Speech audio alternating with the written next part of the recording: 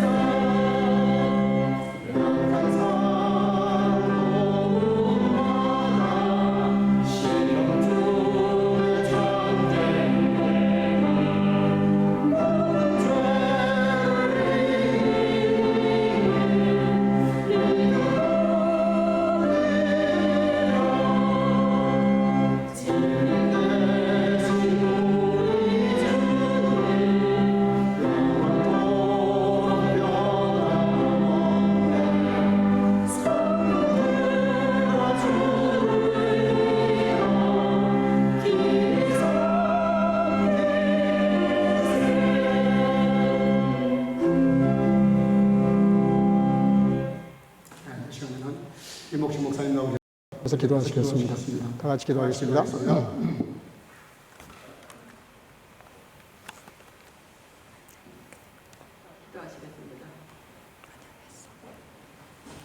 거룩하신 아버지 하나님, 오늘도 이 성소에서 예배드리게 하시니 감사를 올립니다.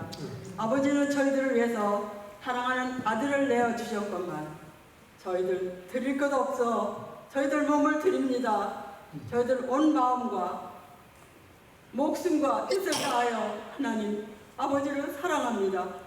아버지를 저희들 이 아버지 하나님 고백 속에 성령을 부어주셔서 아버지 우리 교회가 아버지 하나님 초대교회의 영성을 회복하게 하시고 안디옥 교회 아버지 하나님 교회를 아버지 하나님 저희들의 본으로 삼아서 말씀과 기도와 전도와 선교와 구제와 삶에 아버지 하나님 저희들이 풍성하게 열매 맺게 하여 주시옵소서.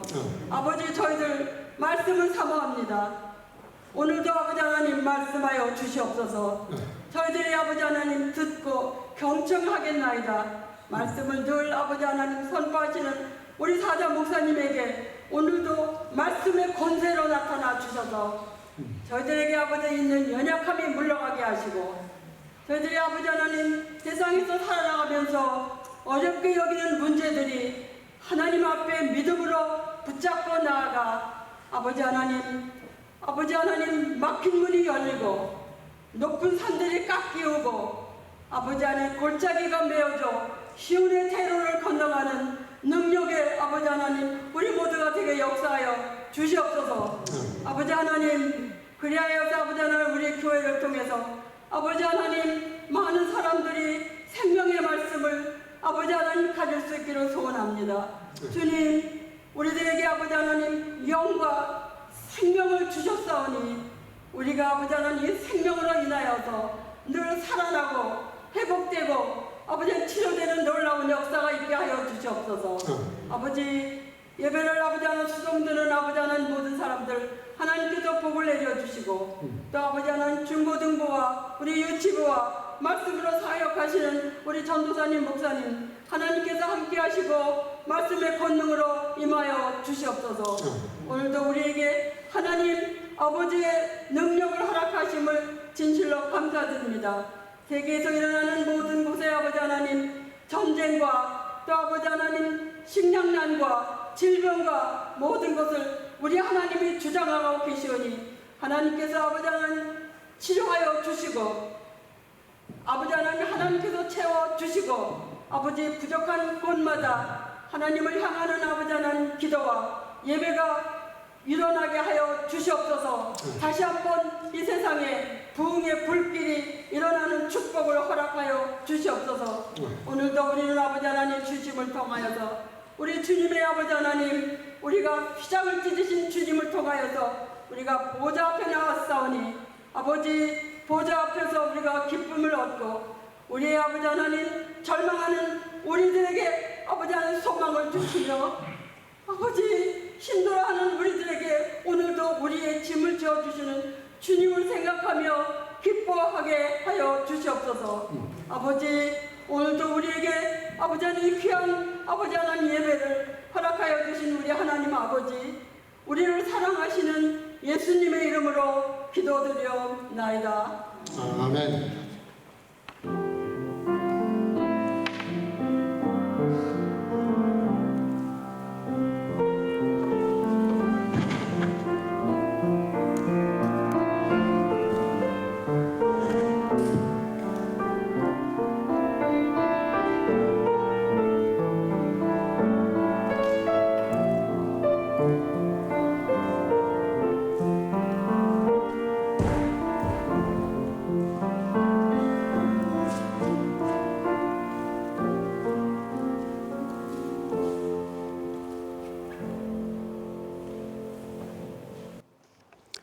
잠언 3장 1절에서 10절 한 목소리로 같이 읽도록 하겠습니다. 잠언 3장 1절에서 10절 천천히 같이 읽도록 하겠습니다. 시작. 내 아들아 나의 법을 잊어버리지 말고 내 마음으로 나의 명령을 지키라. 그리하면 그것이 너로 장수하여 많은 해를 누리게 하며 평강을 더하게 하리라. 인자와 진리로 내게서 떠나지 않게 하고 그것을 내 목에 매며 내 마음판에 새기라. 그리하면 내가 하나님과 사람 앞에서 은총과 귀중히 여김을 받으리라. 너는 마음을 다하여 여호와를 의뢰하고 내 명청을 의지하지 말라. 너는 범사에 그를 인정하라. 그리하면 내 길을 지도하시리라. 스스로 지혜롭게 여기지 말지어다. 여호와를 경외하며 악을 떠날지어다. 이것이 내 몸의 양약이 되어 내 골수로 윤택하게 하리라. 내 저물과 내 소산물에 처음 익은 열매로 여호와를 공경하라. 그리하면 내 창고가 가득히 차고 내 집틀에 새 포도즙이 넘치리라. 아멘. 자리에 앉으시고 성가대의 찬양을 통해서 영광을 올리겠습니다.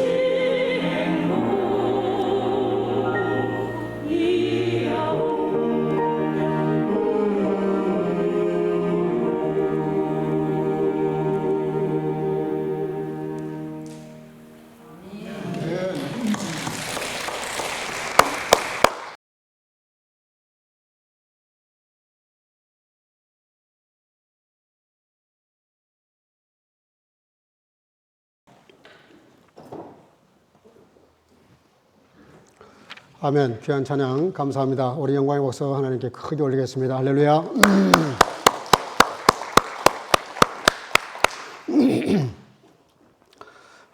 중국의 텐진 어펄라지 컴퍼니라고 하는 회사가 있습니다. 우리 식으로 번역을 하면 텐진 사과 회사입니다. 사과가 먹는 사과가 아니고 슐디궁, 미안하다고 하는 그런 걸 대행해 주는 그런 회사가 있다고 합니다. 이제 사람이 살다가 누구한테 잘못한 일이 있거나 미안한 일을 하게 되면 사과를 해야 되는데 본인이 직접 사과하기가 뭐하니까 돈을 주고 의뢰를 하는 거죠. 내 대신 사과를 좀 해달라. 근데 이 회사는 굉장히 공부를 많이 한 석학들이고 그리고 석학들뿐만이 아니라 이제 외모로 드러나는 것도 이제 굉장히 품위가 있고 또 굉장히 네트하고 친절하고 너무 그 대인 관계를 잘하는 게 최고의 엘리트를 뽑는 거예요. 그렇게 해서 어느 정도 성과를 조금씩 보기는 한다고 하는데 이 회사가 잘 될지 안 될지는 더 두고 봐야 안다고 합니다. 왜냐하면 뭔 잘못이 있는데 본인이 직접 와서 사과를 해도 받아줄까 말까 하는데 돈을 주고 다른 회사를 통해서 대신 와서 사과를 하면 그 진정성이 통할는지는 모르겠지만 어쨌든 그런 회사가 있다고 합니다. 가끔 가다가 이렇게 자녀 여자분들이 자매님들이 사진을 한 장 들고 와가지고 또 한 손에는 수천만 원 돈을 들고 와서 자기가 좋아하는 연예인 사진을 내밀면서 성형수술 해달라. 그러면 또 우리나라는 또 그렇게 한대요. 워낙 실력이 좋으니까 웬만한 그 탤런트들 얼굴 뺨칠 정도로 수술도 해주고 요즘은 남자도 수술을 좀 한답니다. 남자도 잘생겨야 통하니까 남자들도 그 우리나라를 가리켜서 성형 왕국이다, 성형 대국이다 그런 별명까지 붙었습니다. 무슨 얘기를 하려고 그러냐면 이걸 가리켜서 이제 황금 만능주의라고 그러죠. 돈이면 안 되는 게 없다. 돈이면 다 된다고 생각을 하고 실제로 되는 일이 너무 많습니다. 여러분 지금 러시아가 우크라이나 침공해가지고 전쟁하고 있잖아요. 근데 러시아 군인들이 너무 전쟁을 잘 못해요. 전쟁을 아주 전문적으로 잘하는 사람들이 있죠. 에브게닌 프리고진이라고 이 바그너 그룹이라 그래요. 그룹. 러시아가 20억 달러를 주고 우크라이나를 좀 쳐라. 그래서 그 위에부터 다 제거를 시켜라. 이렇게 명령을 받고 우리나라로 말하면 약 3조 원에 달하는 건데 그 사람들 뭐 대우를 잘 해주죠. 이 병사들. 2만 5천 명의 군인이 있어요. 그들에게 3조 원의 돈을 써가면서 했는데 전쟁을 해보니까 뭐 2만 5천 가지고 어떻게 우크라이나를 이기겠어요. 결사항쟁을 하는데. 그러니까 전쟁을 해보니까 그 바그너 그 수장, 그 프리고진이 이 전쟁을 해보니까 이거 승산이 없는 거예요. 러시아 군인들이 너무 오합지졸이에요. 총을 쏠 줄도 몰라. 갑자기 이렇게 동원령을 내려가지고 푸틴이 아주 큰 실수를 하고 있는 거죠. 그러니까 이 전쟁 안 되겠다. 오히려 우크라이나를 공격하던 이 팀들이 모스크바로 푸틴을 잡겠다고 쿠데타를 일으켰죠. 뭐 3일 첫날로 끝나버리고 말았지만 그러나 상당한 돈을 주고 무마시켰다는 그런 이야기도 있습니다. 이게 무슨 얘기냐면 전쟁조차도 돈이 있으면 대리전쟁을 하는 거예요. 대리전쟁. 우리나라는 재정학적으로 굉장히 위험한 나라입니다. 4대 강국이 이렇게 서로 힘에 이렇게 완력을 가지고 우리나라를 어떻게 좀 해보려고 한단 말이에요. 그러니까 이것저것 이용해서 정치적으로 여러 가지로 많은 복잡한 문제가 생기기 때문에 우리나라는 동서독 통일하듯이 통일되기가 너무 어려운 조건에 있는 나라입니다. 어쨌든 그럼에도 불구하고 이 전쟁이라는 건 돈으로 하는 건데 지금도 얼마나 많은 정말 천문학적인 돈을 쏟아붓고 있습니다. 옛날 무기를 다 소모하고 있어요. 전쟁은 어떻게 보면 경제전쟁이라고 할 수 있습니다. 돈 가지고 전쟁을 하는 겁니다. 돈이 없으면 전쟁을 못합니다. 요즘 교회까지도 이 황금 만능주의라고 하는 것이 치고 들어와서 많이 모이고 재정이 풍부하면 큰 교회라 그래요. 그 사람 숫자가 좀 작고 재정이 빈약하면 작은 교회, 개척교회 이렇게 취급을 합니다. 그러나 그건 큰 오해입니다. 교회는 세상의 돈으로 세상의 그 어떤 것을 가지고 살 수 있는 것이 아니에요. 세상에 그 어떤 것으로도 살 수 없는 것을 나누는 것입니다. 생각해봐요. 예수님께서 나를 위해서 십자가에 죽으셨는데 하나님이 독생자를 주셔서 예수님을 죽게 하시고 그 핏값으로 우리가 구원받았는데 그 예수님의 핏값을 가격을 어떻게 매길 겁니까? 매길 수가 없어요. 교회는 세상에서 구해도 구할 수 없는 것. 하나님의 사랑을 나누는 것입니다. 우리가 그 복음이라고 그러죠. 그래서 교회 가치는 세상적인 걸 가지고 재단하면 안 됩니다. 교회 가치는 생명이 있고 영원한 가치가 있고 하나님 그리고 예수 그리스도의 나를 위한 사랑, 십자가에서 나 대신 돌아가신 예수 그리스도. 오늘날 하나님께서 아브라함에게 내 아들 독자를 바쳐라 그럽니다. 청청날벼락 같은 얘기죠. 제가 요즘 그 단아 때문에 여러 가지 많은 것들을 옛날 우리 아이들 키웠을 때 경험들이 다시 살아나는데 잠깐 그 단아 엄마가 출장을 간 사이에 2박 3일 갔다 왔는데도 보니까 엄마가 울먹울먹 하더라고. 그 2박 3일 그 잠깐 떨어지는 게 뭐가 그렇게 대단한 거라고. 그 부모와 자녀의 그 관계가 이거는 어떻게 설명할 수가 없어요. 세상적인 것을 가지고 설명하기 어렵습니다. 근데 아브라함은 특별히 100세 아들을 얻었잖아요. 그러니 이게 얼마나 귀한 아들입니까? 그냥 노말하게 난 자녀도 너무 귀하잖아요. 우리 윤 집사님도 그 수은이 다 큰 아이가 그 여행 갔다 왔는데 그냥 그렇게 여행 가는데 눈물이 글썽글썽 했다 그러는데 부모가 자녀를 사랑하는 그 마음은 어떤 것으로도 표현하기 어려워요. 그래서 비교할 수가 없어요. 절대적인 사랑이죠. 근데 100세 얻은 아들이니 아브라함은 얼마나 귀하겠어요. 그것도 독자인데, 독자. 그래서 뭐라 그러냐면 내 아들, 내 사랑하는 독자 이삭을 그렇게 성경을 말하고 있어요. 창세기 22장 2절. 우리 다 같이 한번 읽어볼까요? 시작. 나왔네? 시작. 여호와께서 가라사대 내 아들 내 사랑하는 독자 이삭을 데리고 모리아 땅으로 가서 내가 내게 지시한 한 산 거기서 그를 번제로 드려라. 여기 주목되는 단어가 나옵니다. 그 뭐라고 되어 있어요? 내 아들 내가 사랑하는 독자. 이 단어 하나하나가 굉장한 단어들입니다. 사랑할 수밖에 없죠. 얼마나 사랑이 크겠어요. 그것도 하나밖에 없는 독자. 그러니까 일부러 하나님이 강조를 해요. 내 사랑하는 아들, 내 독자를 갖다가 번제로 드려라. 번제. 죽여서 창자 끄집어내고 불태워버리고 그 번제라는 게 뭔지 아시잖아요. 가장 비참하게 제물을 만드는 겁니다. 그 불로 태워 제사를 드리라는 건데 왜 그랬을까요? 큰 뜻이 숨겨져 있습니다. 두 가지가 들어있어요. 아브라함 그 아버지의 사랑, 어머니의 사랑을 독차지하고 있었던 이삭에게는 아버지에게는 자기보다 더 사랑해야 되는 존재가 있다는 것을 이삭에게 가르치는 겁니다. 네 아버지가 너를 그렇게 사랑하지만 그런데 네 아버지가 너보다 더 사랑해야 될 분이 계신다는 것. 그거를 이삭에게 가르치시는 거예요. 또 하나는 반대로 아브라함에게는 내가 사랑해야 될 존재가 이삭 말고 또 있다. 그게 누구냐? 하나님이라는 거죠. 근데 저를 포함해서 누가 자기 자식을 죽여서 하나님을 더 사랑할 수 있겠어요? 사실 인간적으로 불가능한 얘기입니다. 누구도 순종 못해요. 아무것도 아닌 거를 좀 부탁을 해도 이런저런 사정 때문에 우리가 하나님을 위해서 헌신하기 어려운데 어떻게 이게 가능하겠어요? 그렇지만 성경이 말씀하시려고 하는 게 뭡니까? 우리가 사랑하는 것, 내가 좋아하는 것, 내가 하고 싶어 하는 것 이런 것들이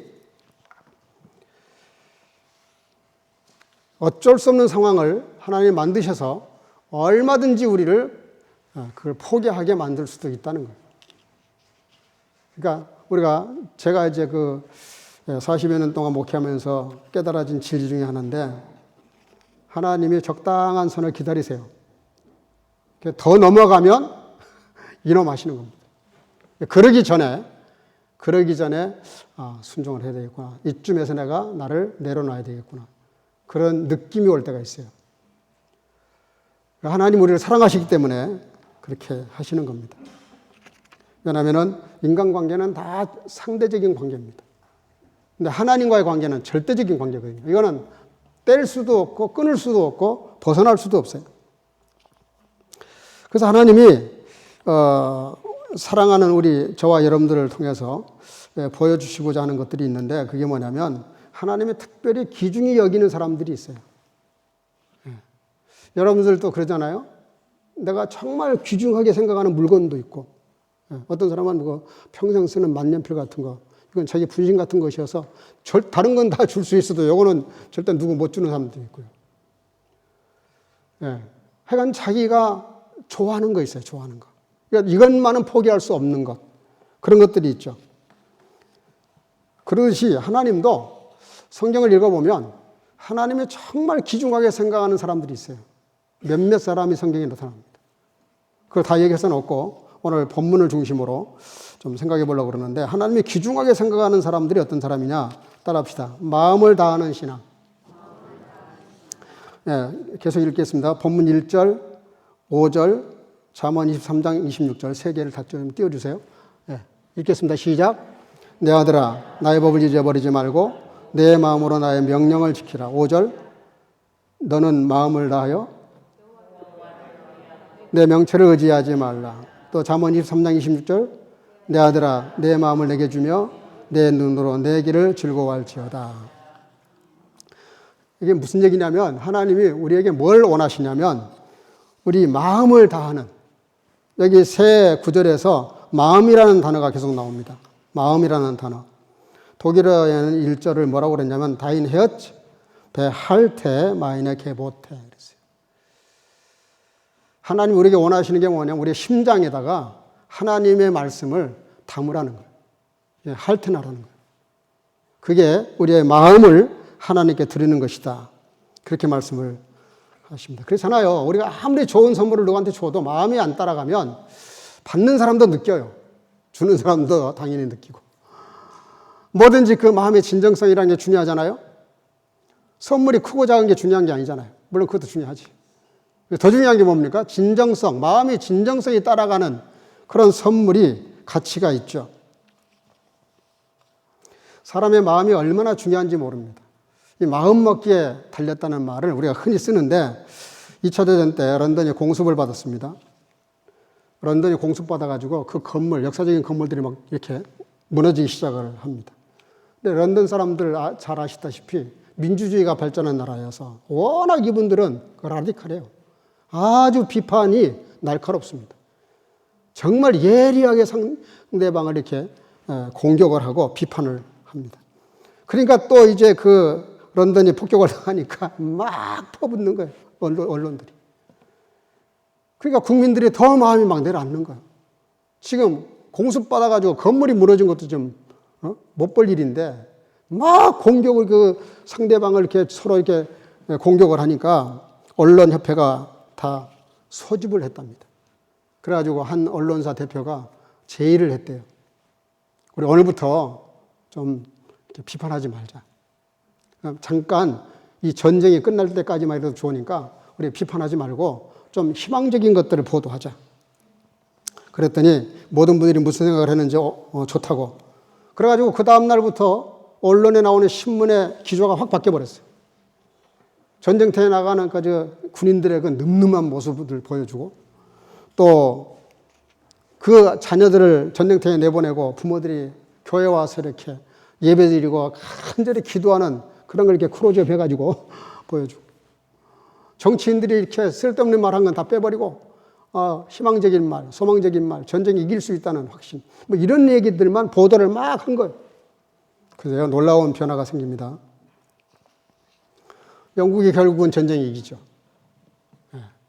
영국이 전쟁에 이깁니다.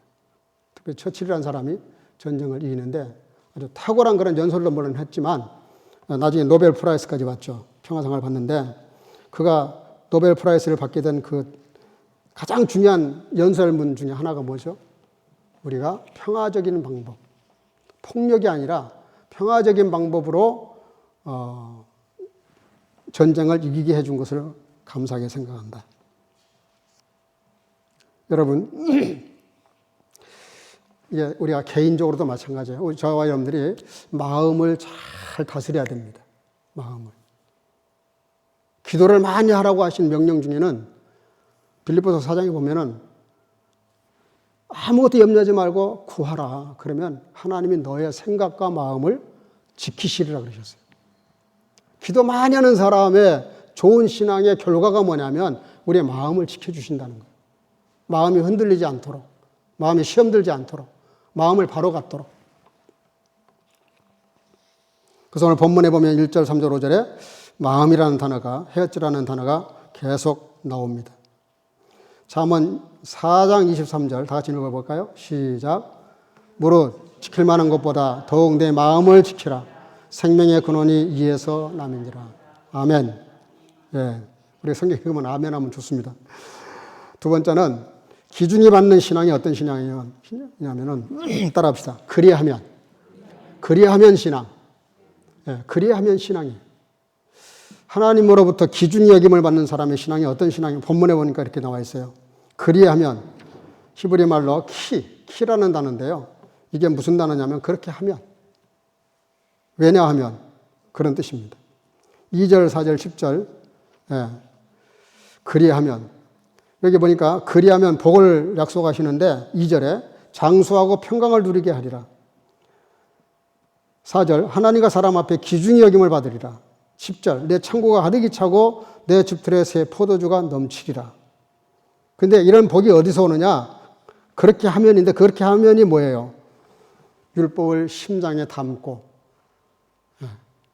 율법 하나님의 말씀을 마음에 담고 살면 그러면 장수하고 평강을 누리게 한다는 거죠. 그렇잖아요. 규칙을 잘 지키는 사람이 평화롭습니다. 자꾸 이렇게 뭘 어기면 벌금이 날라오잖아요. 또 하나님과 사람 앞에 기준 여김 받는 사람은 어떤 사람이에요? 인자와 진리로 마음에 가득히 채우는 사람. 인자가 뭡니까? 사랑. 진리는 뭐예요? 잘 교육을 받아서 가르침을 받는. 그리고 내 창고가 가득히 차고 집들에 포도주가 넘치는 건 뭐예요? 첫 것. 11조를 잘 드리는 사람. 구원은 우리가 무료로 공짜로 받습니다. 그러나 축복은 다른 얘기입니다.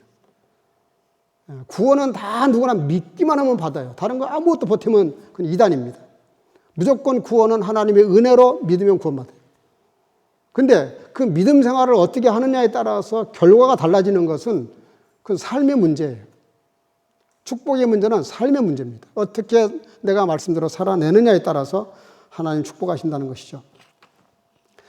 그래서 그리하면 어떻게 하느냐가 중요하냐? 우리가 가장 흔히 말하는 내용 중에 하나가 뭐냐면 따라합시다. 믿음과 행함. 이게 굉장히 중요합니다. 우리 한국교회 저를 포함해서요. 다들 믿기는 잘하는 것 같아요. 믿음은 다 좋은 것 같아요. 근데 이게 행함이 조금 떨어져. 아쉬워요. 두 신사가 나룻배를 타고 강을 건너고 있는데 둘이 논쟁이 붙었어요. 한 사람, 오른쪽에 있는 사람은 믿음을 강조하고 왼쪽에 있는 사람은 행함을 강조하는 거라. 둘이 계속 싸우는 거야. 믿음이 중요하다. 아니다. 행함이 중요하다. 행함도 중요하지만 믿음이 더 중요하다. 아니지. 믿음도 좋지만 행함이 없으면 그 믿음이 무슨 믿음이냐. 이러면서 둘이 서로 앉으려고 그러는 거예요. 그러니까 사공이 갑자기 노를 젓고 가고 있다가 한쪽만 계속 노를 젓는 거예요. 한쪽만. 그러니까 배가 뱅뱅뱅뱅 돌기만 하고 가지를 않아. 갑자기 왜 노를 그렇게 젓냐고. 양쪽 다 져야지. 그랬더니 말씀들 잘하셨다고. 믿음만 강조하거나 행함만 강조를 하면 제자리, 신앙이 성장하지 않습니다. 제가 두 손으로 이렇게 노를 저니까 배가 앞으로 가듯이 믿는 만큼 행해야지.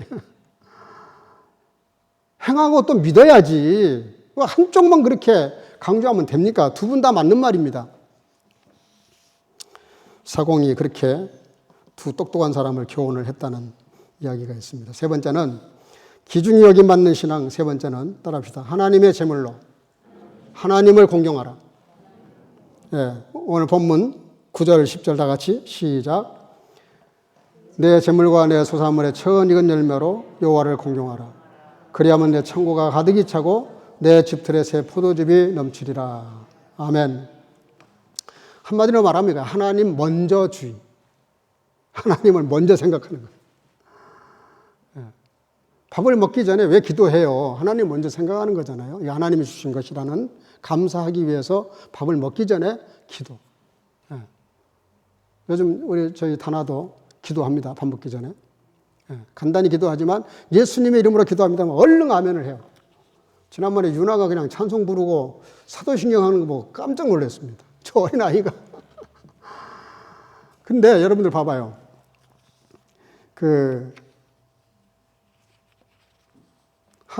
이게 하나님이 되게 부모님이 나에게 이렇게 밥을 해주신 거라 그래서 그걸 감사를 가르치려고 일부러 우리가 이렇게 많은 여러 가지 액션을 취하잖아요. 근데 중요한 것은 우리가 하나님을 이렇게 사랑하는 마음을 가지고 내가 가장 귀중하게 생각하는 것을 하나님을 위해서 쓸 수 있어야 됩니다. 그렇지 않으면 내 신앙이 조금 의심해 봐야 돼요. 신앙생활 오래 하고 신앙생활 굉장히 믿음도 좋은데 물질 문제를 잘 해결 못하는 분들이 꽤 있어요. 신앙 성장을 못합니다. 제 경험으로는 그래요. 숙종 때 일입니다. 숙종 임금이 민정 시찰을 나갔대요. 깊은 밤 골목을 지나가는데 오두막집에서 막 우는 소리가 들리는 거예요. 그 가만히 이렇게 들어보니까 할아버지는 펑펑 울고 있고 아들은 노래를 부르고 있고 며느리는 춤을 추고 있더래요. 너무 기이한 장면이라. 아니 울면 다 울던가, 예. 좋으면 다 춤을 추던가 그래야지. 누구는 울고 누구는 춤을 추고, 그러니까 또 누구는 노래를 부르고. 그래서 물었답니다.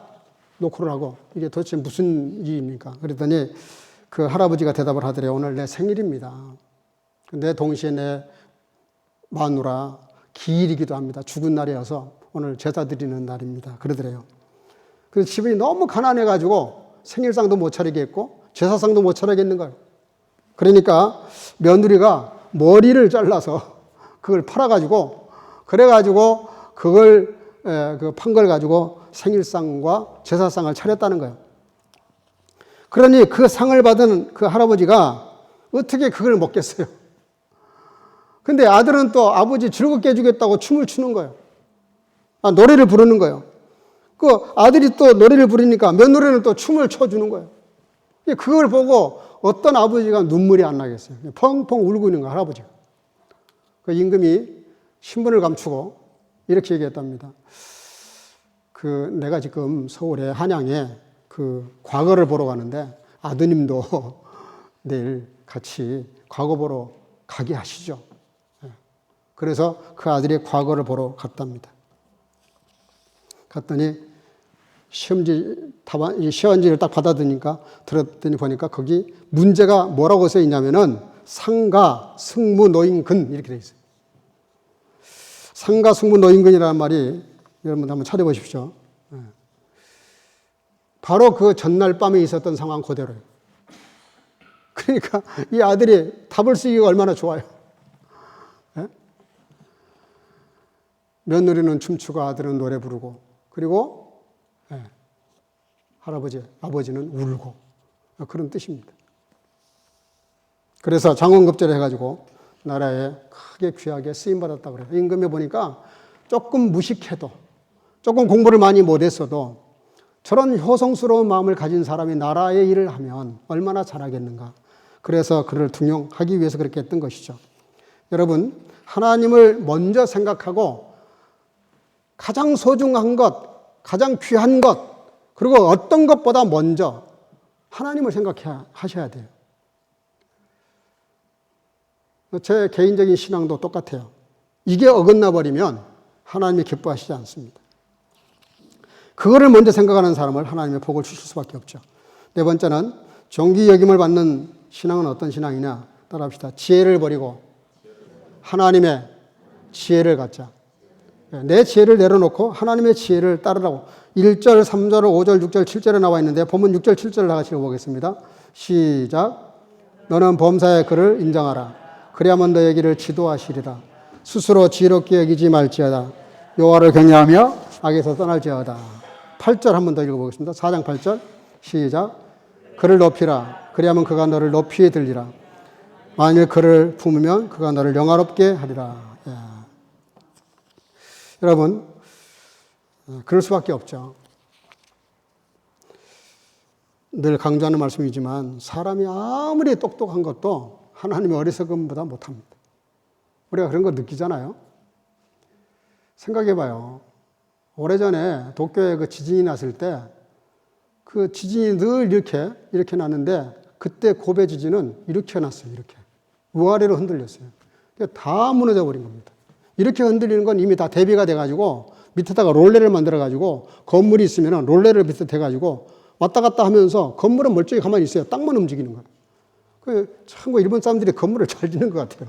그러니까 이렇게 흔드는 지진에는 끄떡이 없는데 위아래로 흔들어 버리니까 이게 난리가 나. 다 무너졌죠. 그때 고베에서.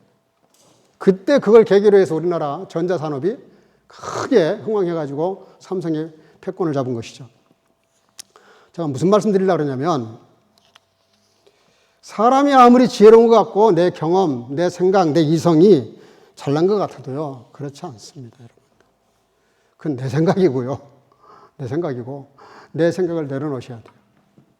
내 생각을 내려놓지 않으면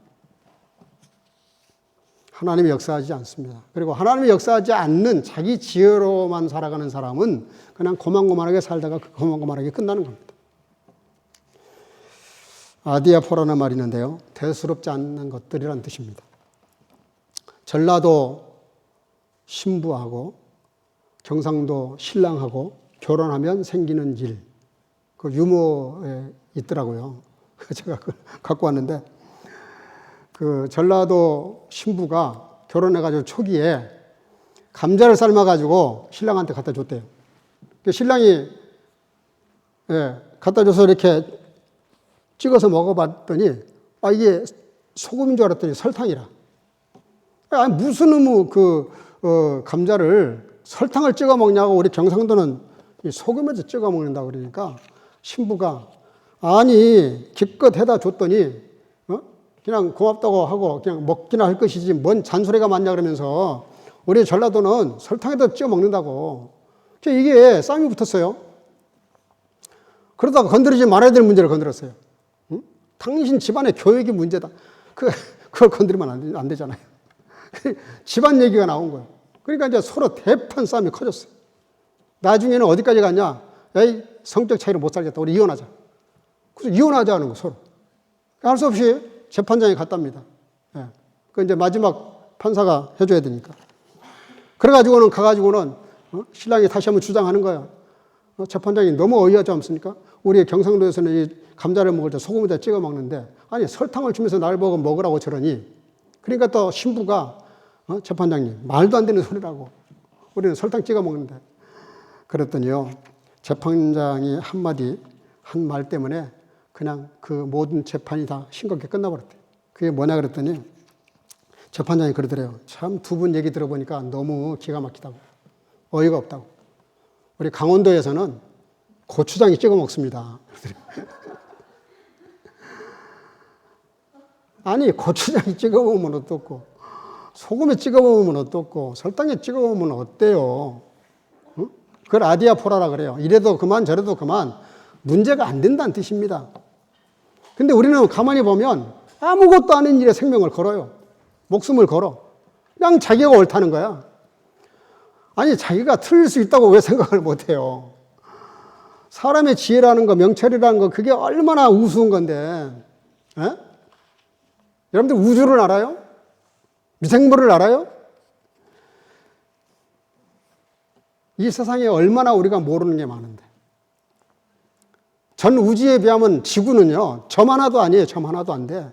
어마어마한 이 우주의 세계, 이걸 지으신 하나님 앞에서 무슨 내 주장을 해요. 여러분, 하나님의 마음을 좀 이렇게 헤아릴 줄 알아야 돼요. 믿는 사람들이 역지사지가 필요합니다. 어떤 형제가 어떤 자매가 어떤 문제가 생기면 비판하고 판단하고 정죄할 게 아니라 무슨 일이 있겠지, 입장이 있겠지, 뭔 일이, 뭐 사정이 있겠지. 그러고 이해를 하고 들어가야지. 에? 나하고 조그만 수가 틀리면 바로 공격을 해요. 바로 정죄를 해요. 틀렸다는 거예요. 그때 싸움이 붙어요. 여러분,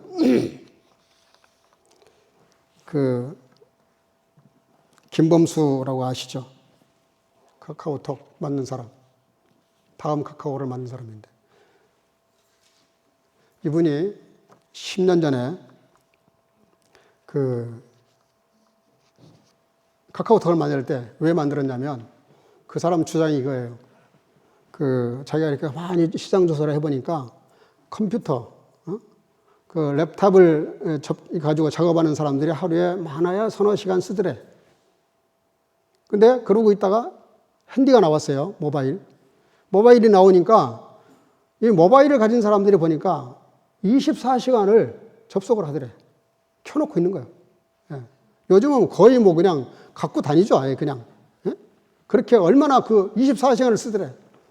그래서 이분이 생각하기를 이 SNS를 만들어서 수시로 접속하게 만들면 되겠다. 이 커뮤니케이션을 잘 이해를 하신 거예요.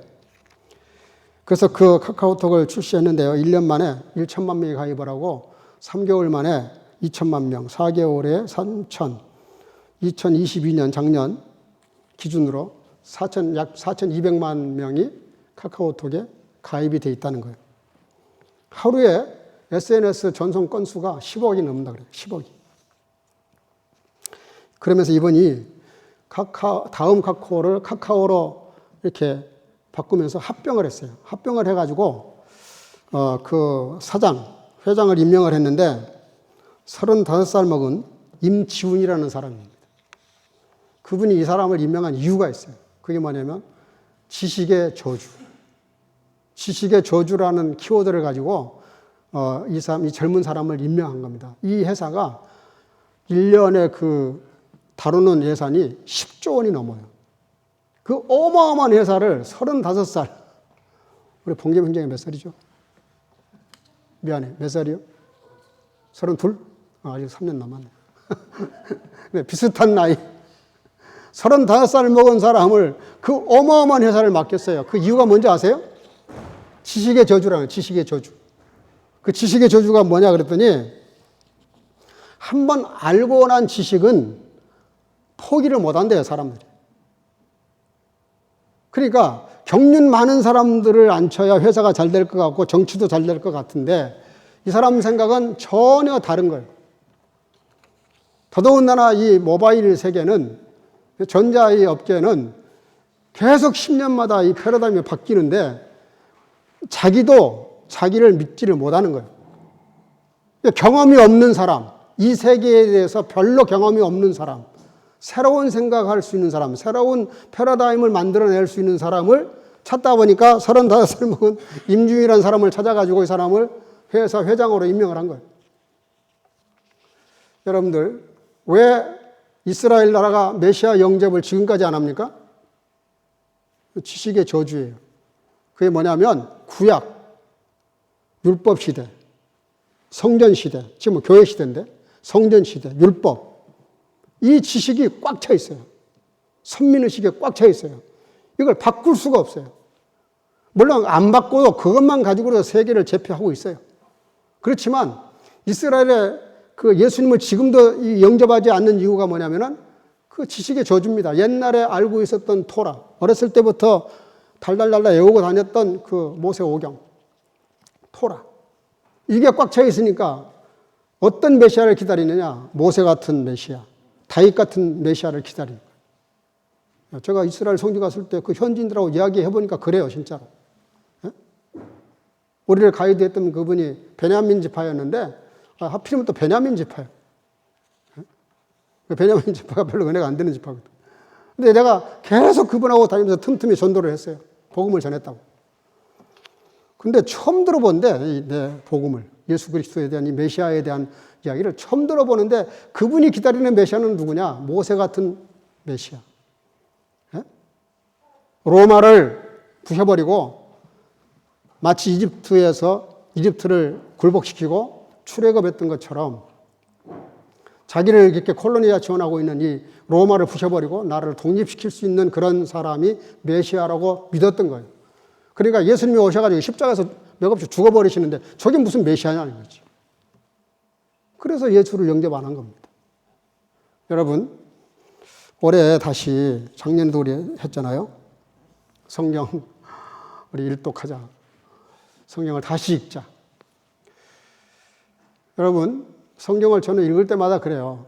분명히 이거 지난주에 했던 설교인데 오늘 읽으면 또 달라요, 뜻이. 또 다르다니까. 예, 이미 죽은 지식, 구약, 율법, 그거 다 필요한 거예요. 은혜로 율법을 이루어 가야 돼요.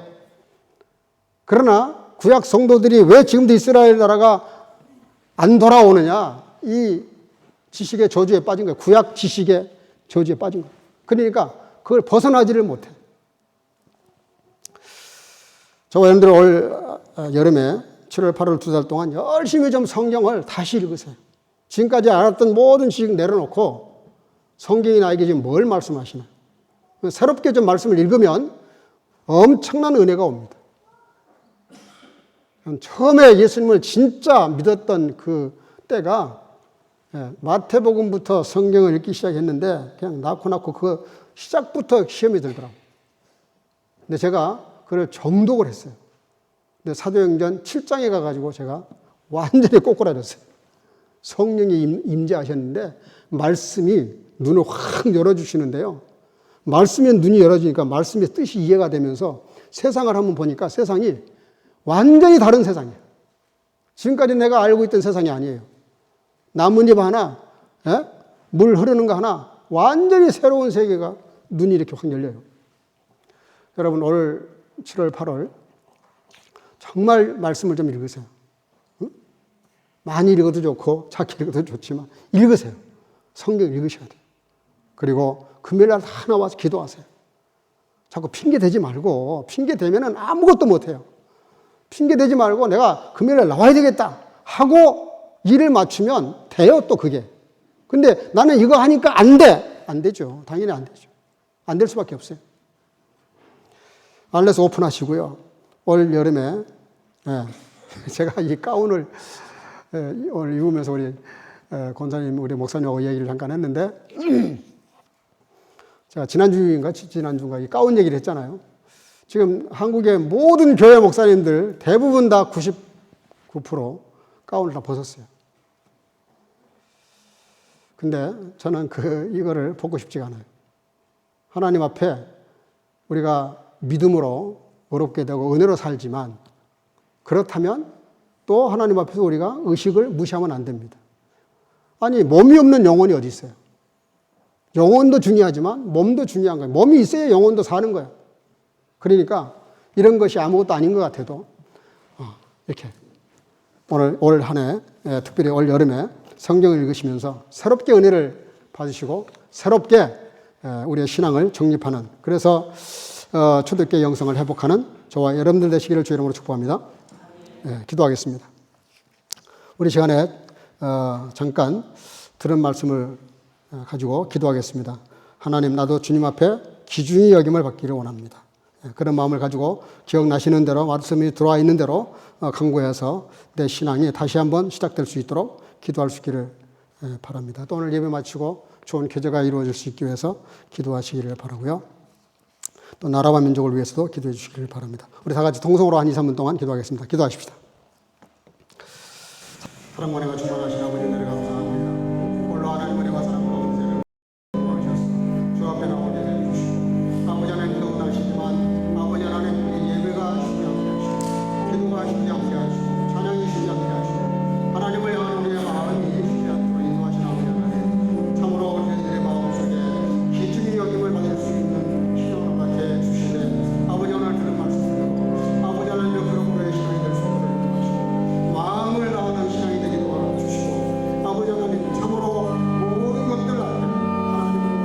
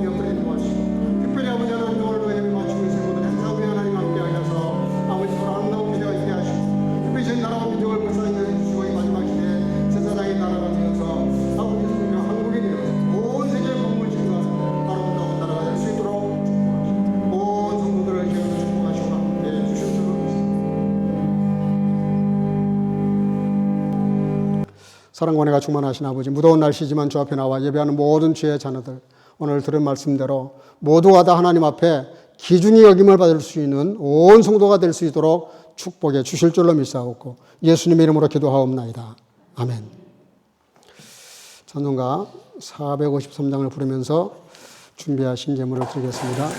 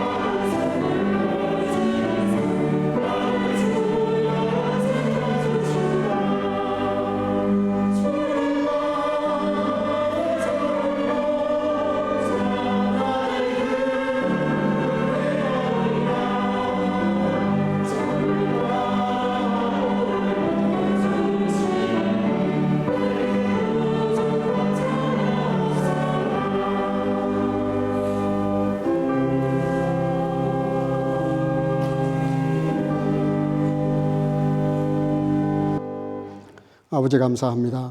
온 찬양 마무리 다 주님의 것이기에 내 것이 아무것도 없지만 그러나 이 땅에 살면서 많은 것들을 채워주신 아버지 하나님, 그 은혜에 감사해서 또 모든 것이 주님께로부터 왔음을 고백하는 마음으로 11조를 드리고 또 모든 범사를 감사하는 마음으로 감사의 예물을 드리고 또 죽어가는 영혼들을 건지기 위하여 구제와 선교와 아버지의 전도 헌금을 드릴 수 있도록 인도하신 아버지, 또 아버지 주령금을 드리는 어린 생명들과 살아가는 주의 자녀들, 그 중심을 보시고 하나님께서 갚아주시되 차고 넘치도록 채워주시고 넘치도록 함께 하셔서 우리 믿는 자들이 더 풍성해서 많은 사람들을 구제하고 나누면서도 넉넉한 인생을 살아가도록 축복하시기를 간절히 소원하옵고 예수님의 이름으로 간절히 축복하고 봉헌하며 기도하옵나이다. 아멘. 예, 몇 가지 안내 말씀 좀 드리겠습니다. 오늘 이렇게 대면 예배 나오신 여러분 감사하고 또 부득이해서 아직도 영상으로 예배 드리는 분들이 좀 있는데 같은 마음으로 축복을 합니다. 예, 오늘 원래는 가르튼에서 저희 가르튼에서 하려고 그랬는데 정말 여기서 하기를 잘한 것 같습니다. 이 더운 날 이동하는 게 보통 일이 아닌 것 같습니다. 더운 날씨인데 이렇게 많이 와주셔서 감사하고 예배를 마치면 우리 청년들이 조금 수고해 주시기로 했는데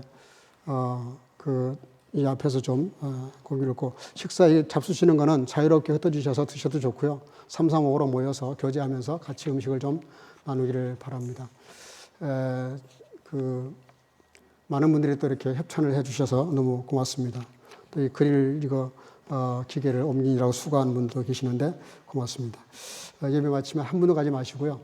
잠깐 우리 청년들 나가서 준비하는 동안에 여기 앉아서 좀 교제하시고 더우니까요. 고기가 좀 구워지면 그때 먹도록 그렇게 하겠습니다. 봉사부장님 어떻게 식사를 교육관에 이렇게 나오셨나요? 거기 가서 가져와야 되나요? 예. 그러니까 편리한 대로 하시고요. 좀 더우니까 이렇게 좀 지혜롭게 하시기를 바랍니다. 예, 아까 말씀드린 대로 올해 7월, 8월 성경 읽기 열심히 해주시기를 바라고요. 금요기도에 열심히 나와주시기를 바랍니다. 또 다음 주일은 예배와 간식 후에 청년부 셀 모임이 있습니다. 기억해 주시기를 바랍니다. 이제 여름이 되어서 휴가 가는 분들이 좀 계신 것 같아요. 가실 때는 저한테 꼭 언제부터 가서 언제까지 온다. 그걸 좀 말씀해 주시고 가시면 예배 순서 짜는데 도움이 되겠습니다.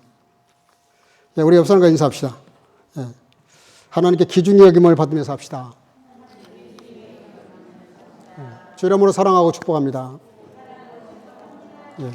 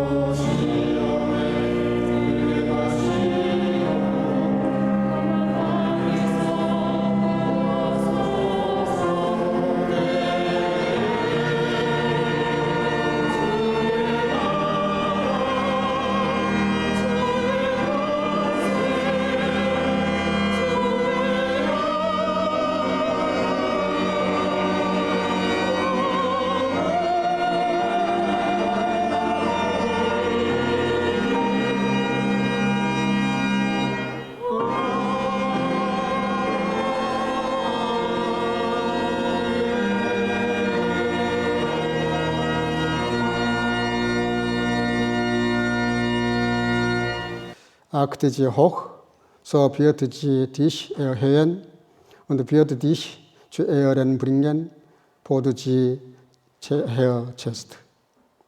Die Gnade unseres Herrn Jesus Christus und die Liebe Gottes und die Gemeinschaft des Heiligen Geistes sei mit euch allen.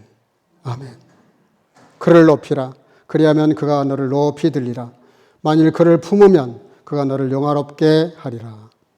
이제는 우리 구주 예수 그리스도 놀라우신 은혜와 아버지 하나님의 극진하신 사랑하심과 성령의 교통으로 충만케 하시니 하나님이 기뻐하시는 삶을 통해 기중의 여김을 받으며 축복된 삶을 살기를 마음속에 결단하고 돌아가는 여기 모인 모든 주의 자녀들의 머리 위에와 성교가족들의 머리 위에 그리고 영상으로 예배드리는 모든 주의 자녀들의 머리 위에 이제로부터 영원토록 함께 있을지어다. 아멘.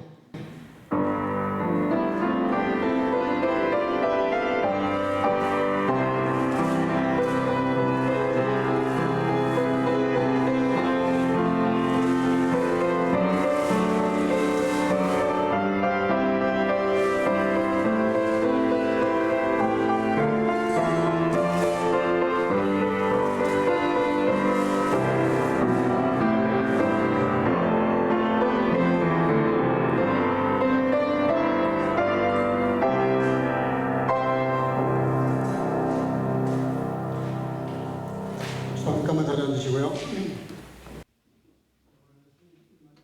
두 분 계십니다. 우리 정은숙 권사님, 정은희 권사님, 잠깐 자리 세팅할까요?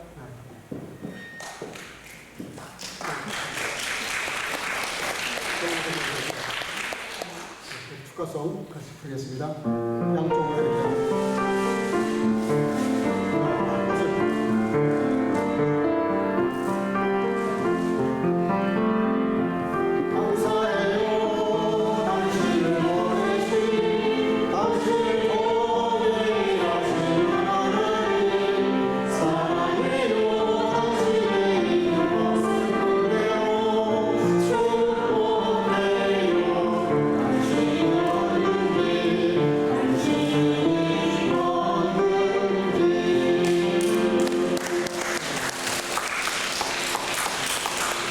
감사합니다.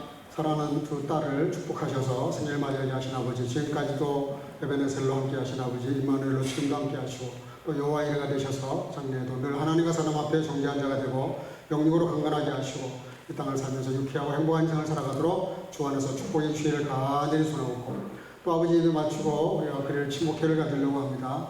온 성도들이 다 같이 참여해서 그 사랑을 나누며 음식을 나눌 때 주님 축복해 주셔서 영육으로 강건할 수 있도록 축복해 주실 줄을 믿사옵고 또 이를 위해서 여러 모습으로 협찬하고 또 돕는 손길들을 축복해 주시고 그 수고가 헛되지 않도록 온 성도들을 축복해 주옵소서. 예수님의 이름으로 축복하고 기도하옵나이다.